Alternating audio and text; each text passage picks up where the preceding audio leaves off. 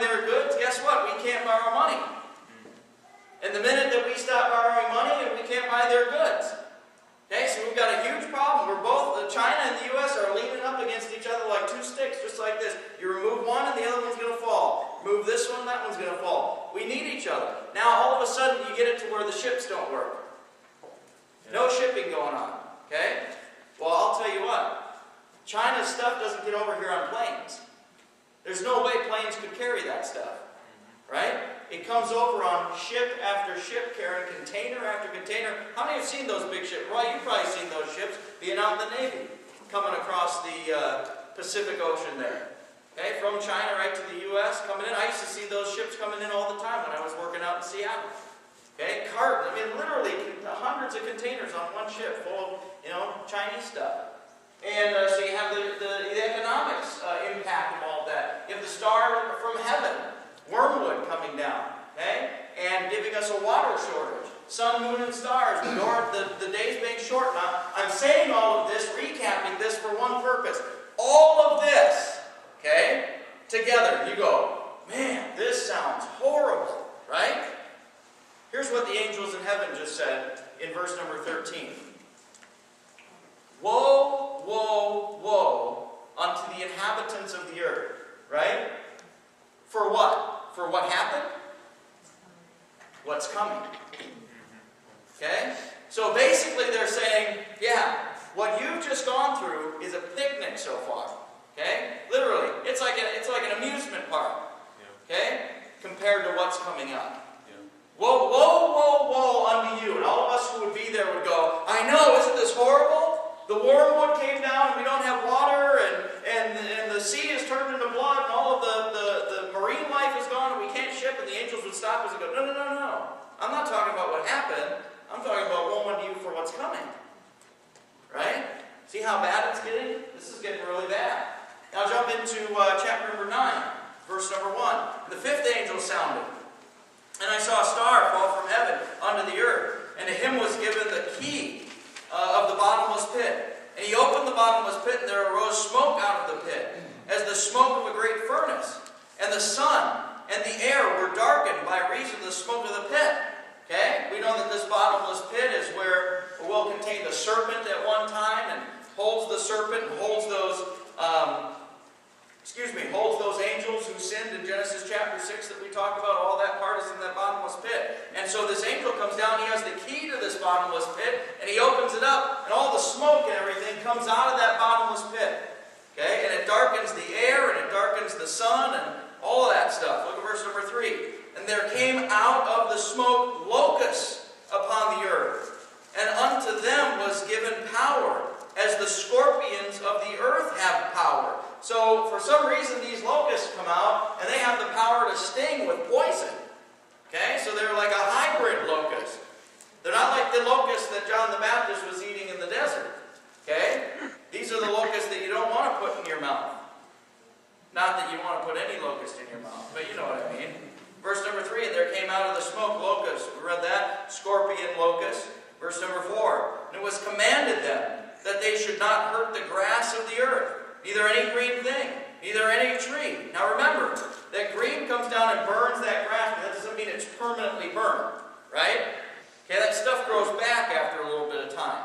So that's how we have the green resurfacing here. But he says, don't touch any green thing that's left, neither any tree, but only those men which have not the seal of God on their foreheads. Okay? Now you ask people, are there saved people in the tribulation period? Yeah. Because there's people of God with the seal on their foreheads. Who is that? It's 144,000 witnesses. Okay, they have the seal of God on their forehead. And they go forth to give witnesses. So God gives them power to hurt and to kill the men and women of the earth, but not those witnesses, not those that have the seal of God in their forehead. Verse number 5.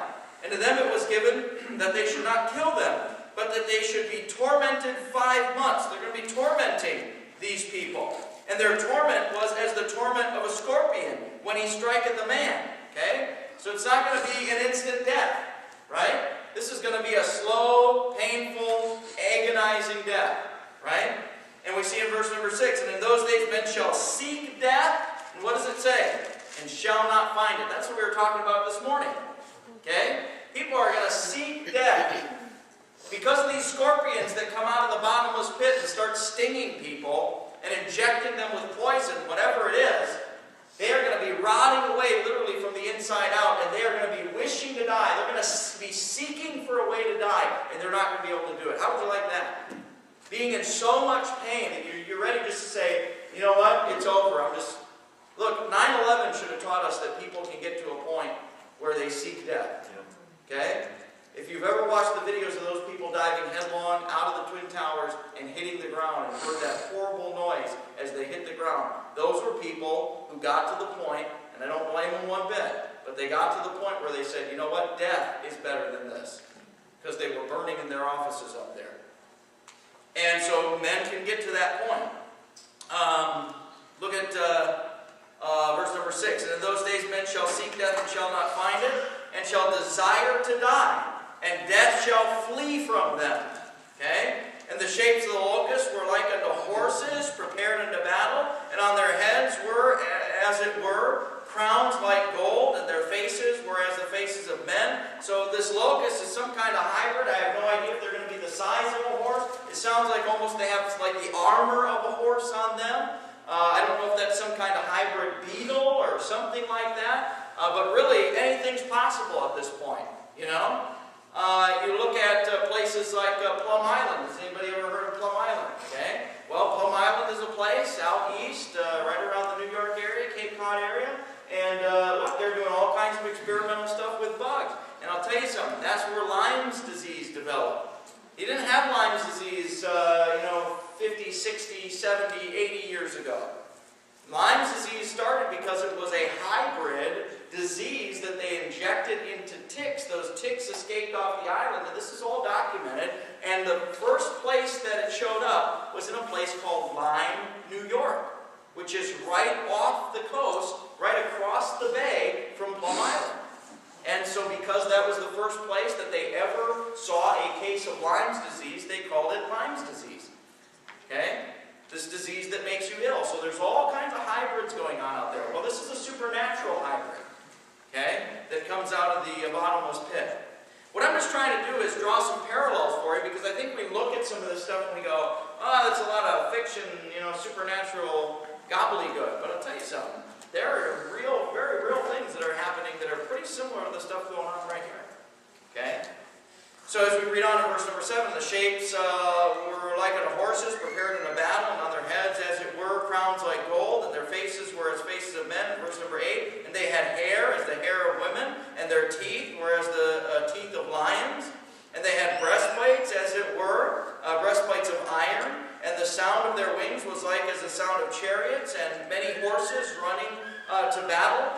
Here it almost sounds like it's some kind of a helicopter or something, and it could be. I'm certainly not going to put that out of the realm of possibility either. Maybe it's helicopters that are going out and are spreading some kind of poison out there. I have no idea, okay? But I'll tell you what, I don't want to know. I don't want to be here in the tribulation period and go, oh, that's what they were talking about with the locusts. Oh, okay, now I get it. I don't want to be here, right? I want to be safe in the arms of Jesus. Verse number 10. They had tails like unto scorpions, and there were stings on their tails, and their power was to hurt men 5 months. So this is a 5-month process that's going to be going on here. Look at verse number 10. Verse number 11, excuse me. And they had a king over them, which is the angel of the bottomless pit, whose name in the Hebrew tongue is Abaddon, but in Greek tongue hath this name Apollyon. One woe is past, and behold, there come 2 woes more hereafter. Okay? So remember, woe, and woe. There's 3 woes left. This is the first one. This locust problem. Okay? Whatever that is, whether it's helicopters or whether it's some supernatural hybrid of locust or something like that. I tend to say, since these are coming out of the bottomless pit, I would be very skeptical to think that God would send helicopters out of the bottomless pit. Okay? But certainly it's some kind of supernatural hybrid of some sort going on here that has the power to do this to people. And he talks about the woe being past, verse number 13. And the 6th seal sounded, and I heard a voice from the 4 horns of the golden altar which is before God, saying to the 6th angel,